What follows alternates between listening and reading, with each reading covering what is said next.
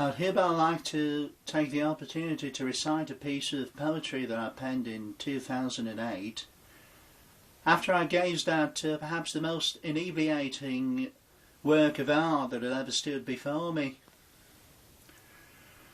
The work of art that I'm busy referring to is a painting courtesy of Nottinghamshire's brilliant artist Sir Much, and the painting itself is entitled Lilac Dusk. I really cannot begin to overemphasize just how much this painting transcends eternity and perfection itself.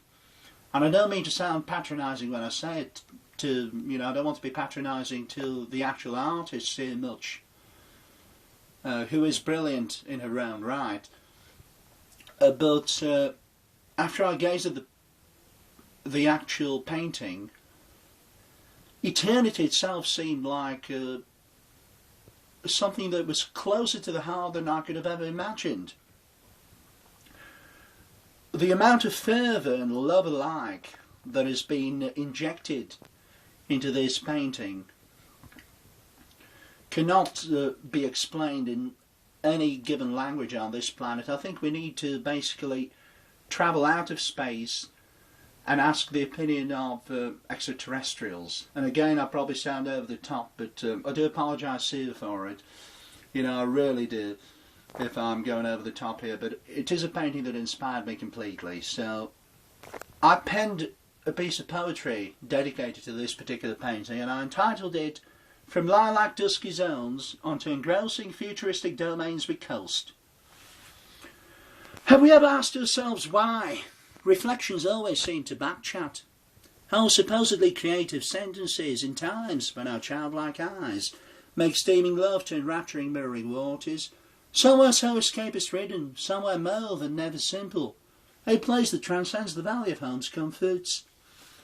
From such domains we project millennia tendencies beyond our scope of basic understanding, so basic that it's really muddled, until we coast into a dusky zone so flaming mauve and never simple, so inviting that it gives us ripples, as we touch that so intangible tea statue that multiplies before our broomer's visibility until it is so oddly clear that we roam throughout its hardcore reality without the companionship of blinding fear.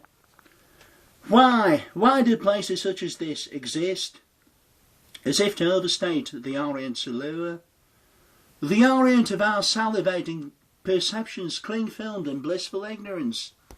The very ignorance that's so ingenious because it leads us to the stone-cold realism system of cells, in an enclosure that delimitates our longing for escapist roots, that are the essence of who we are, and who we've always tried to be. We take our most beloved faunas, some of whom are terribly human, to the secret, very timeless lilac dusky zones we cannot forget, because we cannot simmer thoughts so tremble yet so steady. As we lie face down, reciting niggling poesy, until the aphrodisiacal-powered, gorgeously brash lakes sweetly backchat our butter-melting, obstinate creativity to the point of charming laughter. Have we ever wondered how mauve our safety nest escapist roots are? Have we ever bothered to embrace that visual sensation? We somehow find our limbs teleport us right there, when the beauty tree seems so barren and forsaken, when the usually assuasive lakes are nothing short of an affront-wielding triangle tsunami foe, instigated by Poseidon's temperament. A welcome to the futuristic domains into which we've coasted ever so softly, from the riveting lilac dusky zones we once escaped to, in order to never be quite the same again, a thought that every self-loving childlike somewhat human fauna should never ever take for granted.